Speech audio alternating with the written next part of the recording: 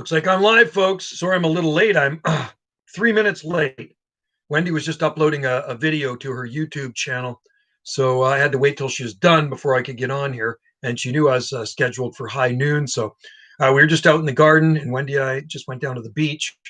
And I was hoping to get some driftwood. It is high tides at this time of the year. So lots of driftwood on the beach. But anything on that beach, hey, there's Dara from the Emerald Isle. How's it going? Just started raining here. It is 12:04 p.m. Pacific time here on the Southern Gulf Islands. Current temperature is 7.5 degrees Celsius. And I just got a lot of work done out there. I came in to have a little bit of lunch, and then the rain started falling. So it was actually perfect timing. But we walked around a neighborhood where the daffodils are blooming right now. And it's just so nice down there. There's just so many birds. There's quail, there's blackbirds. Pampas grass is blooming. And there's a really cool monkey tree, monkey puzzle tree, loaded up with Christmas decorations. They decorate their monkey tree. 12 Celsius here. See, 12 Celsius is nice. That's perfect. Perfect palm growing weather there in Ireland. And here too, somebody has asked, said that Trachycarpus, hey, Sam, how's it going? Bugger muffins, hello. Somebody said in a comment that Trachycarpus palms will stop growing at temperatures below 10. Hey, Mac Attack's in there. Oh, I better make you a moderator here. Hang on, Mac Attack. Okay, Mac Attack, you're in. Yeah, the Trachycarpus palms here go right through the wintertime. And if temperatures are around 7 to 8 degrees Celsius, they grow.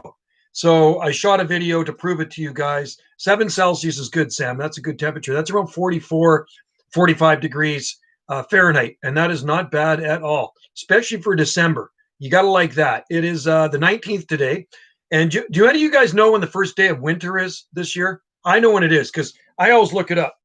And if I Google it and it's a thing, then it must be right. I think it's the 21st. I'm going to try, Dara, a flamethrower I found. Oh, wow. Well, give it a try. May as well. James Dens grows that in Northern California.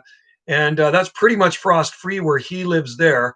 And they're a beautiful looking palm. So give it a try, put it to the test. Yeah, December 21st, Sam. And I don't know what time it comes in. You could actually Google that and find out exactly what time winter arrives. Hey, Palms USA, how's it going, man? How's it there where you are in your neck of the woods? We got a typical December day here. It's overcast, and well, I'll show you out the window. I don't know if you can see right there. It's hard to see. Anyway, it's just started raining. Yeah, James' garden there is pretty nice. Bugger Muffins built a mini greenhouse over. Oh, cool. Good for you. So, I do that for the heat units, and it does seem to work when we get those sunny days, and it does build up the warmth inside there and maybe pushes a little bit of extra growth. Otherwise, it's just going to sit there all winter and do nothing to Sable. So even if I can get half a frond out of it in the winter, is better than no frond, right? So I think it works, definitely. And I do it to one of our Rapidophyllum. Palms USA going well. There is ice and snow on the ground, but palms. Okay, cool. Right on. What's the temperature there, did you say? Where you are, Palms USA? It's about 45 here, something like that. It might snow at Christmas, which is, oh, cool. Right on. Sam might get snow at Christmas. I don't see anything in our long range forecast here. Apparently it's a La Nina year. And often in a La Nina year, we can get a lot of rain. A lot of rain here on the islands and on the coast. And inland, that translates to snow. So we're on the coast, and the farther you get away from the ocean, you're not feeling that moderating effect of the Pacific Ocean. So the temperatures are much colder. So the rain becomes snow, especially over higher ground.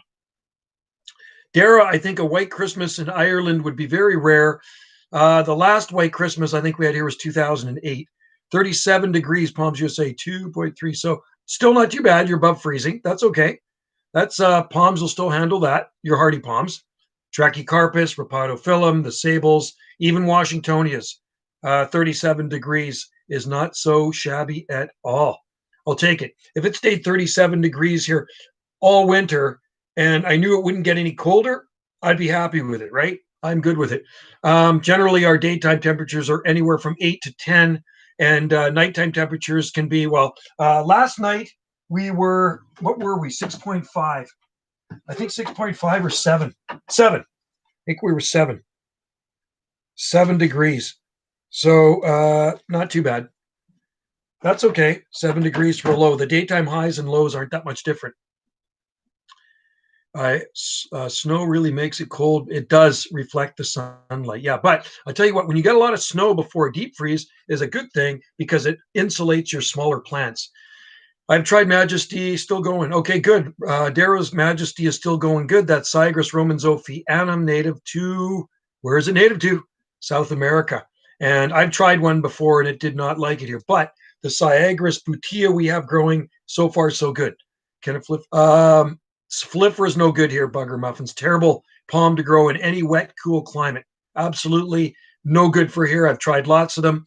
And even though they're hardier than than Robusta, they like a dry, cool climate. So if you're going to grow it in New Mexico, that would be a good thing. But if you're going to grow it here on Salt Spring Island, that'd be a bad thing. So I would say cover it, and I don't want to cover anything.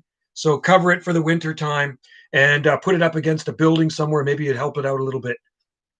You can put some Christmas lights on it.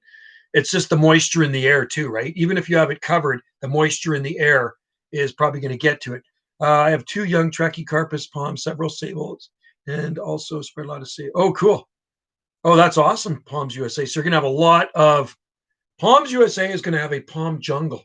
And that's what I do in the forest. And when I'm done this live stream, if we don't go back to town, I got one more batch of seed left over from last year. I just harvested some more seed yesterday. I was in town. I had to go to the hardware store, and there's some of my palms growing beside the hardware store. One of them's getting pretty big now, and it's full of seed, and it's a female. So of course it is because I got seed on it. And I have my pruners on me, so I cut off a stalk, and I brought that home with me. Good Palms USA, yeah, it definitely works. And if you're in a warm enough climate where you get the summer heat units, you can do sable seeds. Sable seeds are not going to really work well here because of our latitude. But I can tell you one thing, there are some sable seedlings that have come up in the garden by the greenhouse where I was potting them up and near that area. And I do notice a few sable seedlings that have actually germinated outside here. So it does work. It's just that they're a lot slower. And they won't work in our forest. It's too shady. Dare, I will have seeds off of my humus folk. Oh, cool. Nice. That's a nice palm. I have several in the greenhouse, small ones. Palms USA. I am in 7A. Cool. 7A.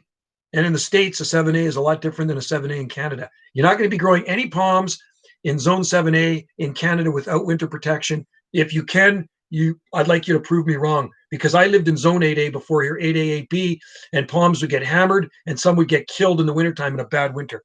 So a lot of people think, well, you can grow them in 7A in Canada. You're not going to grow them in 7A in Canada without protecting them in the wintertime.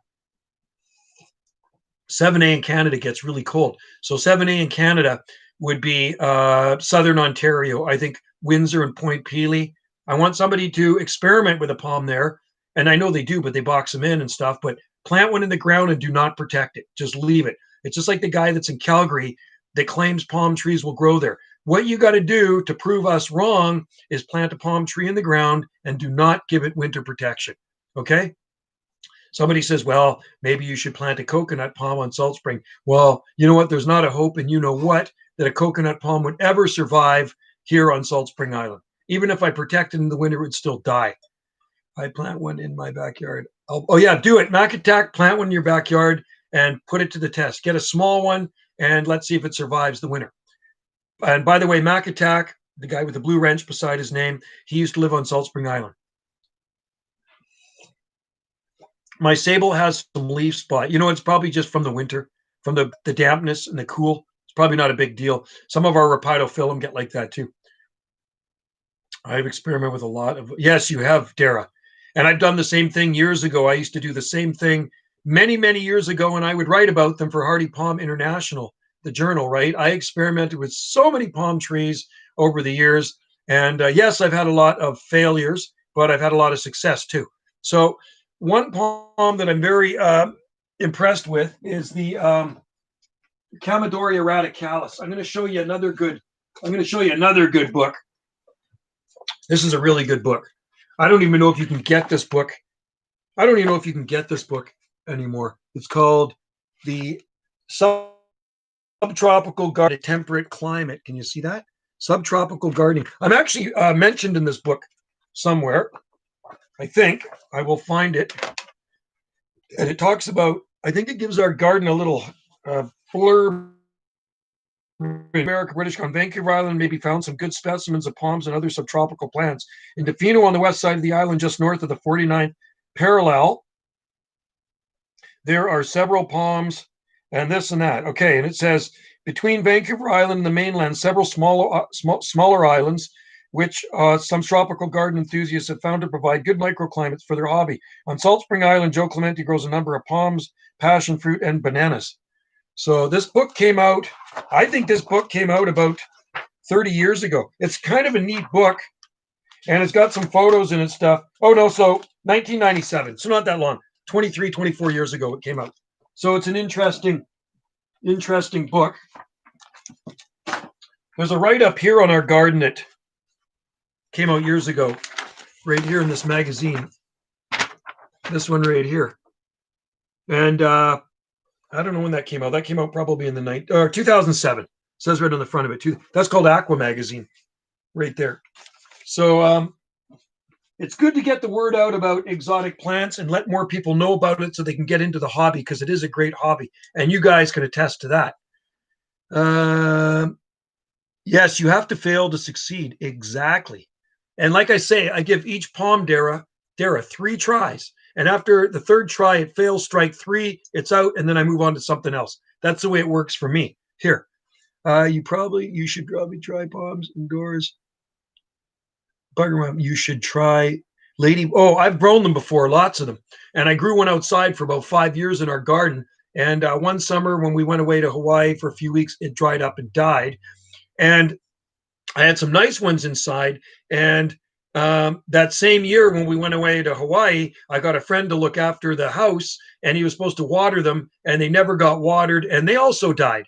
And that really sucked. I couldn't get mad at him because the house wasn't burnt down when we got back, but the lady palms died. So when I find another one, they're not easy to find. When I can find another one, I will definitely try a Rapis excelsa again as a house plant. And if I can find 2 of them, I will plant one outside in a sheltered spot in the shade.